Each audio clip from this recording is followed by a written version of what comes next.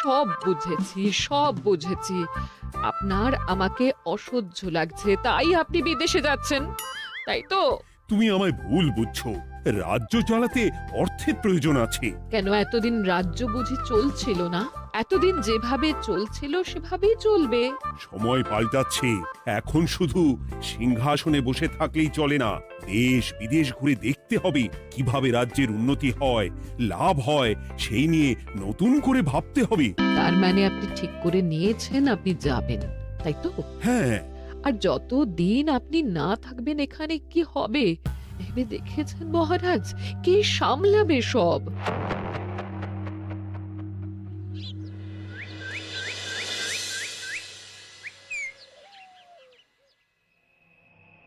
চিঠি?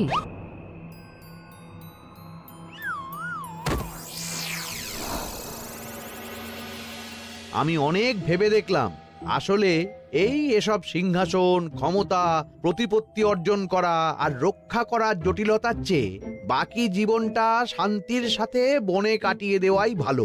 বলছি সবই তো বুঝলাম, কিন্তু এই শান্তিটাকে মহারাজ সন্ন্যাসী হয়ে গেলেন আর এসব নিয়েও তুমি ভাড়ামি করছো গোপাল?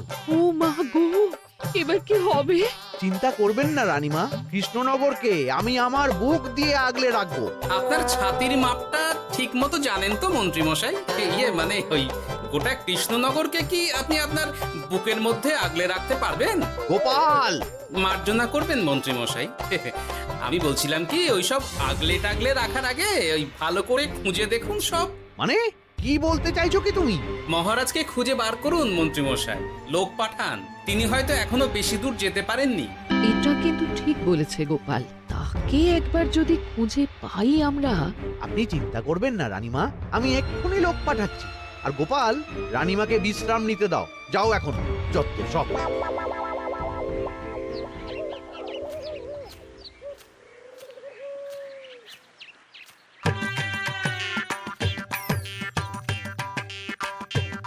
কই গো, গেলে কই?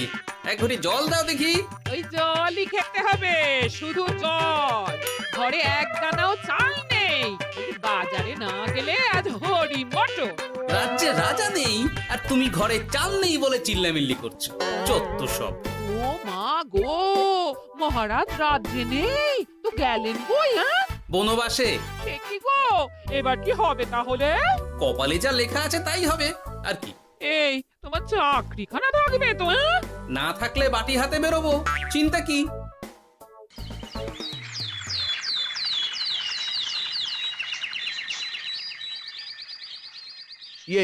মহারাজ যখন নেই তখন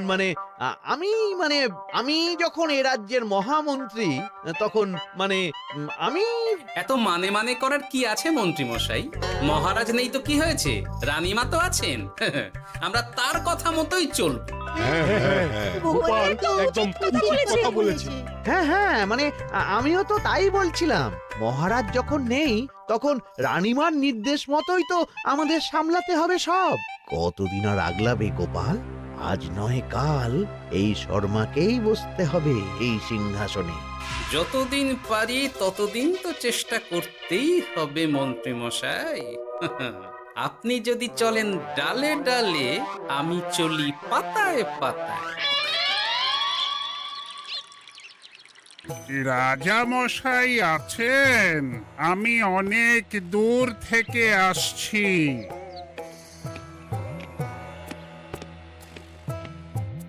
মন্ত্রীমশাই, একজন সাধু এসেছেন রাজামশাইয়ের সঙ্গে দেখা করতে। বলছেন অনেক দূর থেকে এসেছেন। জানো না মহারাজ এখন নেই? যাও, চলে যেতে বলো ওকে। মহারাজ নিরুদ্দেশ।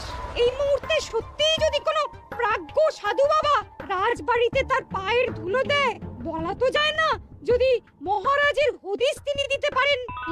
ঠিক ঠিক, একদম ঠিক বলছেন পণ্ডিত মশাই। বেশ বেশ, ডেকে আনো তাকে, দেখি সে কি বলে। মহারাজ, আমার প্রণাম নেবেন। উনি মহারাজ নয়, উনি মন্ত্রী। আসুন সাধু বাবা, আসুন, আসন গ্রহণ করুন।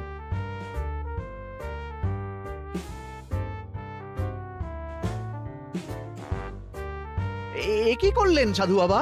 এটা তো মহারাজের সিংহাসন। আপনার জন্য আমি অন্য আসনের ব্যবস্থা করে দিচ্ছি, আপনি বরং সেখানে বসুন। ওহ, রাজাই যখন নেই তখন তার সিংহাসনে বসতে ক্ষতি কি? আপনি কি করে জানলেন মহারাজ নেই? বুঝলি না, সাধু বাবা যে অন্তর্যামী গোপাল। এবার কি হবে? উনি যদি বলে দেন মহারাজ কোথায় আছেন, তাহলে তো আমার আর পণ্ডিত মশাই, আগেই ওরকম হামলে পড়বেন না। আচ্ছা, আপনি যদি অন্তর্যামী হন, বলুন তো আমাদের রাজা মশাই কোথায় গেছেন? জবর জটা কালো চুলে দেনামা অতীত বলেন। বুম! মহারাজ বনবাসে গেছেন। এটা যখন বলেছেন সাধু বাবা, তাহলে মহারাজ এখন কোথায় আছেন সেটাও নিশ্চয়ই আপনি বলে দিতে পারবেন। গোপাল, সব বিষয়ে নাক গলিও না তো তুমি। ঠিক ঠিক আছে, রাজা মশাইকে নিয়ে চিন্তা হওয়া তো খুবই স্বাভাবিক, কিন্তু গোপাল, রাজা মশাই বনবাসে গেছেন, তাকে আর সংসার মায়ায় বাঁধা ঠিক কাজ হবে না। এ আপনি কি বলছেন সাধু বাবা? মহারাজ না থাকলে রাজ্য চলবে কেমন করে? নতুন রাজা নির্বাচন করতে হবে। এই তো খেলা জমে গেছে, একে দিয়েই কাজ হবে মনে হচ্ছে। সাধু বাবা, এসব নিয়ে নয় পরে আলোচনা করা যাবে। এই কে আছো? সাধু বাবার পা ধুইয়ে দাও ভালো করে। না, বিষয়টা ঠিক সুবিধের মনে হচ্ছে না। আহা মন্ত্রী, করেছ কি? আমি সাধু মানুষ, এত খেতে পারি কি? ও বললে হবে না সাধু বাবা, আপনার জন্য নিজে দাঁড়িয়ে থেকে মহারাজের খাস হালুই করকে দিয়ে রাঁধিয়েছি সব। এ দেখুন না একটু, অমৃত অমৃত। বেশ বেশ, এত করে বলছো যখন, বাহ বাহ, চমৎকার চমৎকার। আমি জানি তো যে এমন খাবার আপনি আগে কখনো খাননি। তা বটে বটে, ভেবেছিলাম কটা দিন বিশ্রাম নিয়ে চলে যাব। এখন দেখছি যা আদর আতিথেয়তা শুরু করেছ তোমরা, তাতে তো মাস কয়েক কাটিয়ে না গেলে আমারই লোকসান হবে। থাকুন না, থাকুন, যতদিন ইচ্ছা থাকুন। আমার ইচ্ছা অনুযায়ী সব চললে তো ওই গোপালের জায়গায় আপনাকেই সবার মহারথী করে রেখে দিতাম চিরকাল। এসব কি বলছো মন্ত্রী? কেন, পরিকল্পনাটা মন্দ নাকি? আমি হব এই রাজ্যের নতুন রাজা, আর আপনি হবেন আমার রাজসভার প্রধান মহারথী। বটে, কাজটা খুব একটা কঠিন না। মহারাজ বনবাসে, আর আপনি নিজেই তো বললেন তাকে ফিরিয়ে আনাও ঠিক হবে না। তাহলে তা বলেছি, কিন্তু বাকি অন্যান্য সভাসদেরা আছে, তারা তো। আরে ছাড়ুন তো ওদের কথা। আকাশে হাত ছড়িয়ে আর একবার মন্ত্র পড়ে নেবেন, বলবেন এই রাজ্যের রাজা হওয়ার ক্ষমতা একমাত্র আমার মধ্যেই আছে। ব্যাস, সবাই মানতে বাধ্য। তারপর আমার একটা হিল্লে হয়ে গেলে আপনারটার ব্যবস্থাও আমি করে দেব, বুঝলেন? বুঝলাম, একেবারে জলের মতো পরিষ্কার। ব্যাস, কালই তাহলে কাজ শুরু করে দিন। বেশি দেরি করে তো লাভ নেই। বলা তো যায় না, মহারাজের যদি রানীমার জন্য মন কেমন করে, রাজ্যে ফিরে আসে, ওসব হওয়ার আগেই সেরে ফেলতে হবে সব কাজ। রাজা হওয়ার খুব তাড়া দেখছি তোমার মন্ত্রী। ওপরে ওঠার ইচ্ছা কার না থাকে বলুন তো সাধু বাবা? আর মাত্র কটা দিনের অপেক্ষা, ব্যাস, তারপরেই এই সিংহাসনের মালিক হব আমি। কৃষ্ণনগরের নতুন রাজা হব আমি। সমস্ত ধন দৌলত থাকবে আমার এই হাতের মুঠোয়। কি অত ভাবছেন মন্ত্রী মশাই একা একা? মানে কি ভাবছি তার কৈফিয়ত তো তোমায় দিতে হবে। হ্যাঁ, হিমা ছি ছি ছি, আপনি কেন কৈফিয়ত দেবেন? আপনার মুখ দেখলেই তো বোঝা যাচ্ছে যে আপনি কি ভাবছেন। তাই বুঝি? তা বলো দেখি কি ভাবছি আমি। আপনি ভাবছেন ওই কৃষ্ণনগরের সিংহাসনের কথা। শুনে ফেললো নাকি সব? আপনি ভাবছেন আমাদের মহারাজের কথা, তাকে কিভাবে ফিরিয়ে আনা যায় সেই কথা, তাই না? মহারাজকে যে আর ফিরিয়ে আনা যাবে না,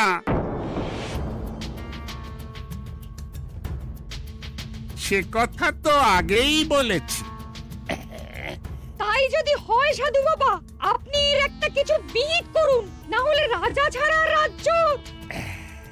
ঠিক বলেছ, রাজা রাজ্য, নুন ছাড়া তরকারি, আলো ছাড়া দিন, জল ছাড়া জীবনের মতো। তাই যত দ্রুত সম্ভব নতুন রাজা নিয়োগ করা দরকার। কিন্তু এ বিষয়ে সিদ্ধান্ত নেওয়ার আগে রানীমার সাথে কথা বলা জরুরি। তার চেয়েও জরুরি একটা কাজ আগে করা দরকার। কিসের কথা বলছেন মন্ত্রী মশাই? গোপালের বহিষ্কার। এ আপনি কি বলছেন মন্ত্রী মশাই? একে রাজা মশাই, তার মধ্যে গোপালের মতো বিচক্ষণ মানুষকে রাজসভা থেকে বহিষ্কার করলে তো রাজ্যেরই ক্ষতি। এটাই হচ্ছে সমস্যা। এই কক্ষে যার যেটা কাজ নয় সে সেটা নিয়ে বেশি চিন্তিত। তুমি বিজ্ঞানী, তুমি বিজ্ঞানে মন দাও, রাজকাজ আমার দায়িত্ব। তাহলে এরকম সিদ্ধান্ত নেওয়ার আগে সবার সাথে আলোচনা করা দরকার। কোনো দরকার নেই, আমি যা বলেছি তাই হবে। রাজ্যের ব্যয়ভার বাড়ছে, এই মুহূর্তে কোনো ভাঁড়কে অযথা বেতন দিয়ে পোষার কোনো মানে হয় না। তাই গোপালেরও কাল থেকে রাজসভায় আসার কোনো দরকার নেই। সবই আমি বুঝতে পারছি মন্ত্রী মশাই। বেশ, আপনি যখন বলছেন, এই আমার শেষ দিন রাজসভায়, চলি সবাই, ভালো থাকবেন।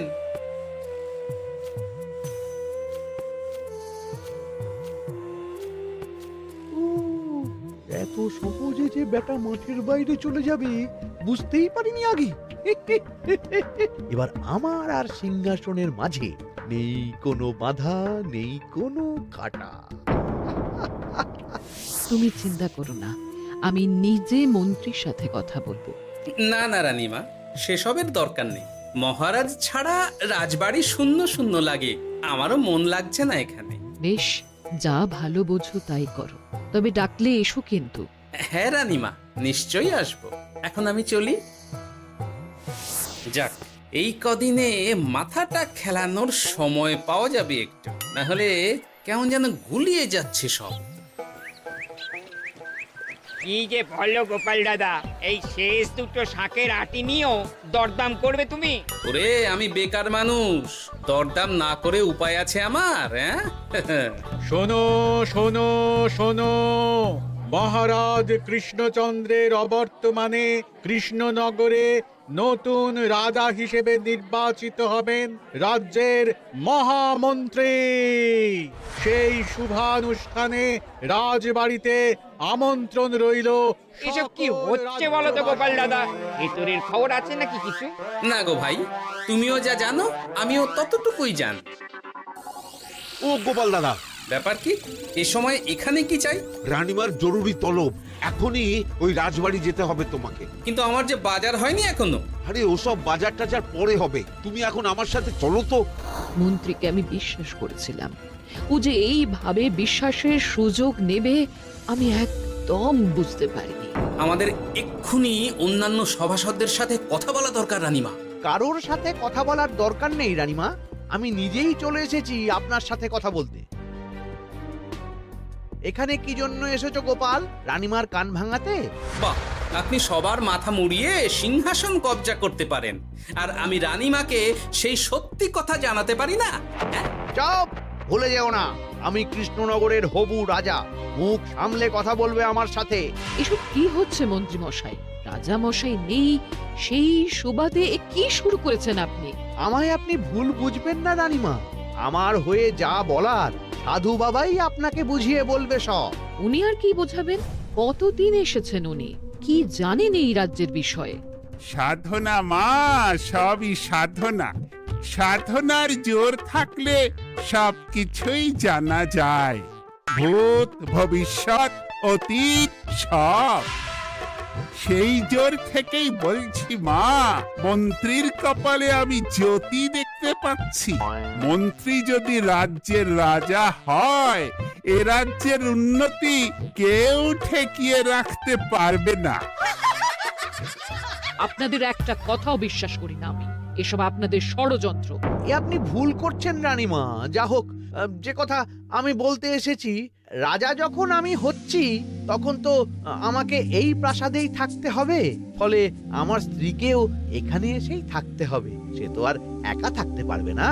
তাই আপনি যদি এই ঘরটা ছেড়ে দিতেন। কিন্তু মন্ত্রীমশাই, তুমি কি বলছো মন্ত্রী? এখানে না থাকলে রানীমা থাকবেন কোথায়? আর আমি তো এমন কোনো বিধান দিইনি যে রানীমাকে অন্যত্র পাঠাতে হবে। সবকিছুর জন্য তো আপনার বিধান দরকার নেই সাধু বাবা, এ আমার নিজের বিধান। আমি রাজা হব, আমার স্ত্রী রানী হবে, তারও তো অধিকার আছে রানীর মতো থাকার, রানীর মহলে থাকার। আপনার ব্যবস্থা আমি অন্যত্র করে দেব রানীমা, আপনি কিচ্ছু ভাববেন না। হাজার হোক আপনি আমাদের প্রাক্তন মহারাজের স্ত্রী বলে কথা। কি বলো গোপাল? আমার মনটা আসলে অনেক অনেক বড়, তোমরা খালি দেখতে পাও না সেটা। কাজটা কি আপনি ঠিক করলেন মন্ত্রীমশাই? শোনো গোপাল, আমাকে ঠিক ভুল বোঝাতে এসো না তুমি, বরং কাল সময় মতো চলে এসো। কৃষ্ণনগরের নতুন রাজার রাজ্যাভিষেকের জন্য মহাভোজের আয়োজন হবে। যতদিন পাচ্ছ খেয়ে নাও পেট ভরে।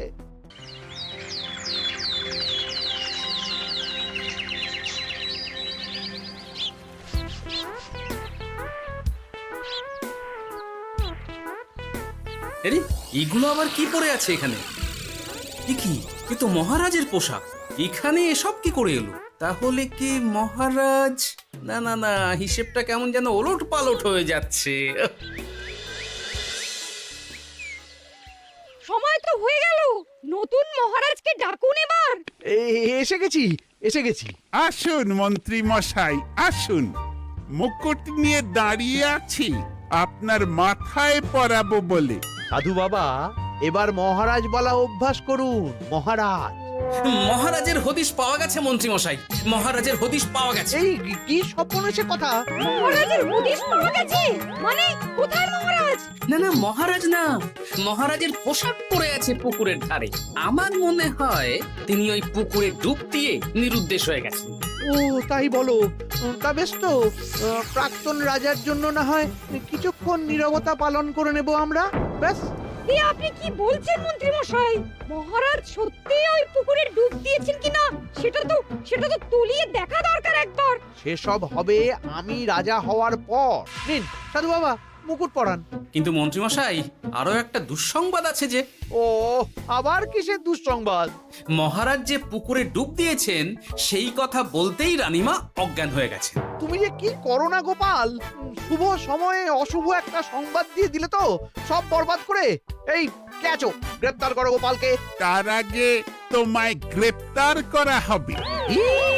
এত বড় সাহস তোমার? হবু রাজাকে গ্রেপ্তার করার কথা বলো তুমি? আজ তোমার একদিন কি আমার একদিন। কিসের হব রাজা?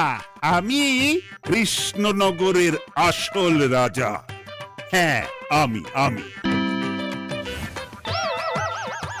কি মহারাজ, আপনি?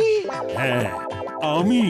অনেক দিন ধরে তো তোমার বাড়বাড়ন্ত দেখলাম, আজকে খেলা শেষ। কিন্তু গোপাল, রানী কোথায়? কেমন আছে সে? এক্ষুনি তার কাছে আমাকে নিয়ে চলো। রানীমা ভালোই আছে মহারাজ, কিচ্ছু হয়নি তার। কিন্তু তুমি যে বললে রানী অজ্ঞান হয়ে গেছে। এটুকু মিছে কথা না বললে যে আপনার লুকোচুরি খেলাটা এত সহজে শেষ হতো না মহারাজ। লুকোচুরি বটে, কিন্তু তুমি বুঝলে কি করে এত সব? প্রথম সন্দেহটা হলো যখন রানীমাকে অন্যত্র রাখার কথা বলতেই আপনি বিচলিত হয়ে উঠলেন, তখন। তারপর পুকুর পাড়ে আপনার পোশাক। ব্যাস এটুকুই, আর কিছু নয়। আর প্রথম দিন রাজসভায় এসেই সোজা সিংহাসনে চড়ে বসা, ব্যাস। একে একে 2 আর 2 2 4 করে ফেললাম। তারপর মনে হলো রানীমার প্রতি টান ফিরিয়ে আনতে পারে আপনাকে আপনার আসল রূপে। তাই এই মিছে কথা। অধমের অপরাধ মার্জনা করবেন মহারাজ। গোপাল, তোমার তুলনা নেই। কিন্তু মহারাজ, আপনি কেন এই ছদ্মবেশ নিয়েছিলেন তার আসল উদ্দেশ্যটা কিন্তু এখনো আমার কাছে পরিষ্কার হয়নি পুরোটা। আসলে আমি পরীক্ষা করছিলাম, বুঝলে, কিসের পরীক্ষা মহারাজ? যে আমার অনুপস্থিতিতে কে এই রাজ্য চালাবে তার পরীক্ষা। এবং আমি ঠিক করেছি যে কদিন ব্যবসার কাজে আমি বাইরে থাকব, ততদিন রানীর পরামর্শ মতো সমস্ত কিছু সামলাবে গোপাল। জয় মহারাজ কৃষ্ণচন্দ্রের জয়। আর আমি মহারাজ? তুমি তুমি থাকবে পেয়াদা। এ কি শুধু জল আর ভাত? আগেই বলেছিলাম বেশি বেরো না, বেরো না, রাজা হবেন। এখন খাও খাও, জল ভাত খাও। চেষ্টায় তুমিও আমাকে ভুল বুঝলে গিন্নি।